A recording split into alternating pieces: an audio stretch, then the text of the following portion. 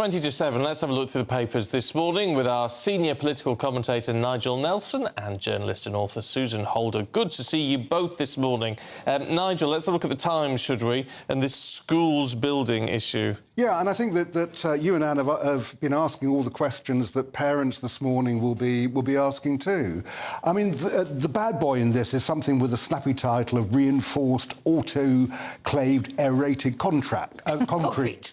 Which means simply a bubbly, lightweight concrete. And it should have been, it has a lifespan of about 30 years. They bunged this stuff in the 1950s, the 1990s.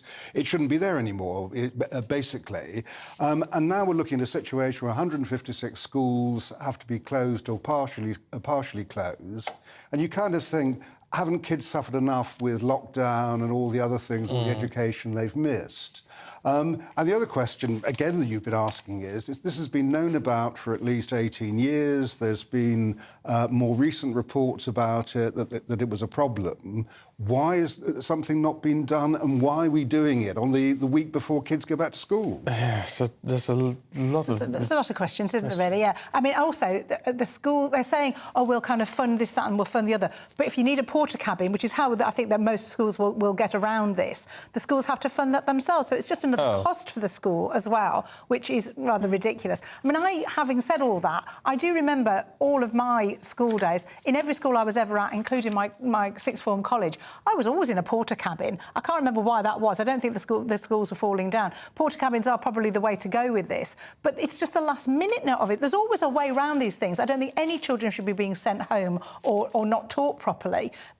Find other accommodate, but to do it so last minute, it gives them such a problem to kind of fix the situation quickly and effectively. Yeah, and that's of course what we'll be asking the Minister of Education in a moment. But it just seems unbelievable, because I can't figure out how they can't have known about this a good 6 weeks ago at least. A school roof collapsed in 2018. So that was 2018, and there wasn't anyone kind of jumped to action in 2018 when a school roof collapsed. On a Saturday, no one was there.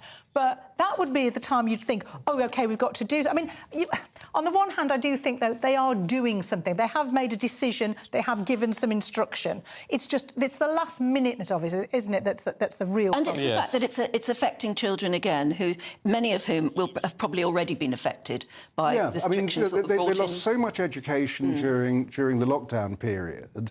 Now we're talking about kids. Some of these kids will be having to work from home again. So in a sense, you're right back to where we were during COVID. And some people... it seems that we're just treating them so badly. And some children and parents won't need much of an excuse to say, well, they're not going in. I do think you're also opening all that kind of... And we've seen the problems that can come from that when children are not in schools and are not being kind of in that environment. And you don't want to give children who should be in school and who might kind of slip through the net again, those kind of reasons to do so. And if I was one of these parents, I would want to know how safe the schools are. I'd want actually somebody to write off, like a building inspector, and say the rest of the school is safe. Please don't worry. That'll take time to get them around to however many schools there are in the country. Look, we're going to leave you two just for the time being, because